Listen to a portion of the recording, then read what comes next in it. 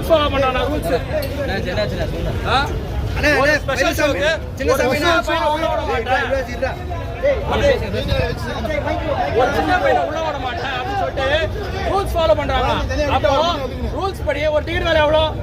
130 ரூபாய். எதுக்கு நீ 1000 ரூபாய் வாங்குற? 3000 ரூபாய் 100 டிக்கெட் நான் வாங்கியிருக்கேன். 100 டிக்கெட் வாங்கியிருக்கேன். இந்த தியேட்டருக்கு 3 லட்சம் செலவு பண்ணி நான் ஆட் பண்ணிருக்கேன். என்ன நீ விட மாட்டேங்கிற நீ?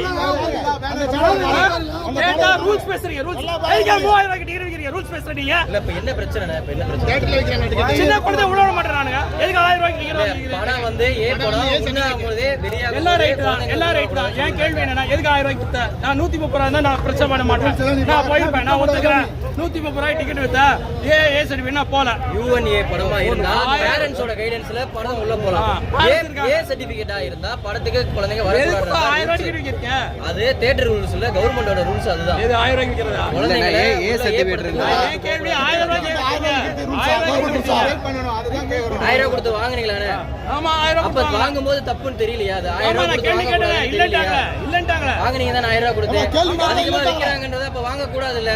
ஏன் வாங்குனீங்க? அப்ப டிக்கெட் நாங்க ரஜினி ரசிகர் நாங்க என்ன பண்றீங்க? நீங்க 100 டிக்கெட் வாங்கணும்னு சொல்றீங்கல்ல, வாங்கும்போது 10000 கொடுத்துட்டீங்க. அப்ப ஏன் உங்களுக்கு தெரியல? எங்க பதில் சொல்லிட்டு போங்க சார். சொல்லுங்க சார், பதில் சொல்லிட்டு போங்க.